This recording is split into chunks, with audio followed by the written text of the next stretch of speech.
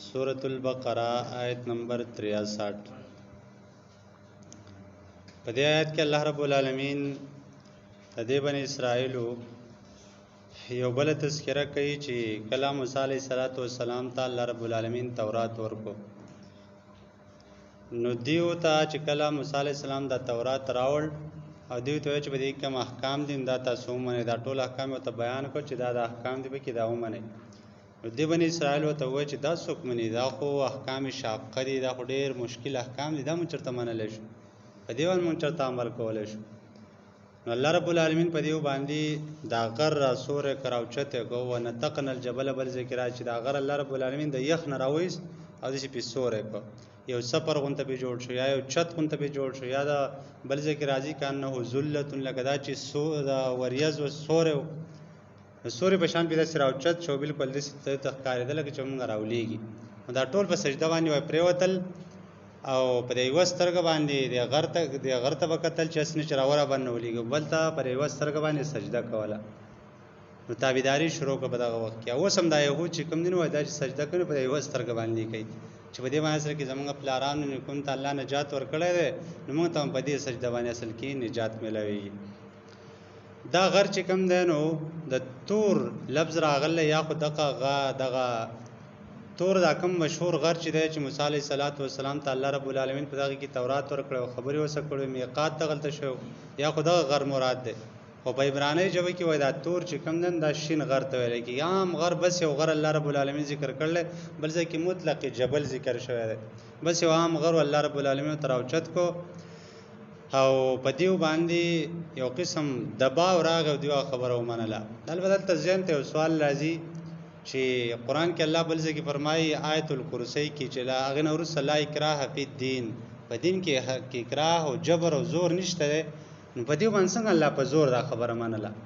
ځکه دیو نه منله الله په غره او چت کې وای رول داغه په ځبان دیو منله خبره دا په قسم په زور باندې خبره ومنله دا یو خبره خدا دا چې دا خبره یاد ساتل پکار چې لا اکراه په دین اکثر مونږه غلط استعمالو د دې معنی دا چې زور نشته په دین کې خدا په عقیده کې نشته معنی دا چې په زور به کافر دي چې تور ولا په 60 باندې کې شاو مسلمان شه کنه پرېدم نه وجنم دي دسی په څوک نه مسلمان هغه وته دعوت پېښ کې د مسلمانانو معاشره کې به وګرځي مسلمان د اسلام احکام به ته بیان کې چې اسلام داسې د اسلام به تصفی واضح کې کله ځلن هغه ومنه لټیک د الله ایمان نه ور پر رسول ایمان او ټیک د کنه راول نو زور و پینې کې په زور به مسلمانانو په عقیده کې کراه او جبر او زور نشته البته په احکامو کې بیا زور شته ده یو سړی هغه مسلمان شو د اسلام نه پیدا اخلي مطلب دا چې مسلمان د لونو سره داغه د زامنو داغه نکاحونه وسکیږي د خپل مسلمانانو خو سره نکاحونه کیږي اسلام کې د غنیمت ملاويږي اسلام د تحفظ ورکړی دی اسلامی اقدار او تحصیل لی او بیا په احکام عمل نه کوي مثلا مونږ نه کوي زکات نه ور کوي روزه نه نیسي نو اسلامی حکومت باقاعده په باندې زور کوي دله سزا ور کوي او دا قسم اکراه دا په دین کې شته ده په اعمال کې اکراه او زور چې کومه باقاعده شته لکه نبی رسول الله فرمایي چې څوک منزل نه راځي زموږ ازله غواړي چې زوار شوم ډیره کورونه وسه زمان دا یو قسم زور نه شولي جبر شو خدا په اعمالو کې دی چې سلام مسلمان شوی دا شان یو سلام مسلمان شو بیرته کافر کیږي نو شریعت دا وایي چې دا وقتلیږي باقاعده ځکه اول به ایمان نه راوړ چې ایمان راوړ نو بیرته به ایمان پرې دی نو ځکه اسلام نه خو پیدا واغې سوس په اسلام څنګه پرې دا خو اسلام حد تک دی نو دغه بیا زور شته دی یا نبی له صلوات و سلام فرمایي چې تاسو خپل بچي دا وو کال شون تاسو تر مونږ حکم کوي چې مونږ باندې ودروي چې کله د لس کال شي بیا په دې مانځبان تاسو باقاعده وهي سزا ولا ورکوي چې دا مونږ نه کوي دغه اکراه شته په دین کې البته په عقیده کې اکراه نشته څوک په زور مسلمانان نه خجی نوې زیات کا وخ خزنا چې مونږه غیستوا میثاقکم کله کوادس تاسو نه بنی اسرائیلو ورفانا مونږ راو چت کړه فوقکم د پازه تاسو باندې تورا د تور دا غر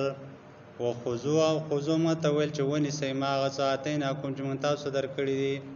به قوتن په قوت سره یعنی په مضبوطوالي سره د قوت معنی دا چې په علم او عمل سره معنی دا چې اول د علم زکا او بیا په عمل وکړ نو قوت د معنی دا چې په مضبوطیا سره د قران او حدیث ونی سره واذکروا او یاد کې ما غس فيه چې بدی کړي لعلکم تتقون نذیر پر چې تاسو متقیان شي پرهیزګار شي. په قوت سره نیول معنا دا یو خدا چې علم د دې حاصل کړی شو د دې بلله چې بده باندې عمل وکړي شو. نن سبا قران نه پرم د حکم د څنګه چې تورات کې بنی اسرائیل ته حکم چې قران علم زده کول او بده باندې عمل کول در مسلمان فرض دی، مسلمان باندې فرض دی. واذکر الله وی یاد کوي تذکیر دې ته ویل کی چې سړی خبره یې چې سړی بیرته بار بار کوي تکرار یې کوي. تبلیغیان چوي کنه لکه چې بار بار د الله توحید او بڑای بیانوي دا په دې ځل کې مضبوط شي. معنا چې بار بار سره د خبرې ذکر کوي نه سړی په ځل کې مضبوطواله او جړلی ونیسي. په دې وجه باندې د قران هم بار بار ذکر کول پکار دي، د حدیثو د سنت او د دین چې څه خبرې دي بار بار تذکره او بل تکول پکار دي چې معلومات معلوم دي ماته مو وای نه وځه چې کې تذکیر کې بده سره خر سړی په ځل کې مضبوطیږي، سړی بیا د عمل کول توفیق الله ورکړي. او دلته الله رب العالمین اخیرا نتیجه دا بیان کړ چې لعلکم تتقون دیر پاره چې تاسو پرهیزګار شئ بچ شئ د الله د عذاب نه. په دې نه معلومیږي دا چې د ټولو اعمالو نتیجه الله دا غواړي چې تاسو کې تقوا پیدا شي، تاسو کې پرهیزګاری پیدا شي. او پرهیزګاری هم بار بار خبره کړې چې تقوا دې ته وایي سره ګناهونه نه ځان وساتي، د حرامو نه ځان وساتي، دا غلط کارونه نه ځان وساتي، په حلال په طرف باندې روان شي، نیکو په طرف باندې روان شي. دغه د تقوا ویل کی تقوا سره خاص چیز نوم نه ده، بس د حرام نه ځان بچ کول، د الله رب العالمین په احکام باندې عمل کول ته د تقوا ویل کی. نو معنا دا چې دار سر ډیر پاره کوي چې په تاسو کې پرهیزګاری پیدا شي. ثم تولیتم خو بیا تاسو مخ واړاو من بعد ذالک ورستر دینا فلولا فضل الله که چرته نو فضل الله رب العالمین علیکم پتاسو باندې ورحمته د الله رحمت لکنتم من الخاسرین نو خامخا تاسو به تاوانیان نه د الله فضل داو چې دی ول توفیق د توبه ورکو او رحمت داو چې د الله د توبه قبول کړه بیا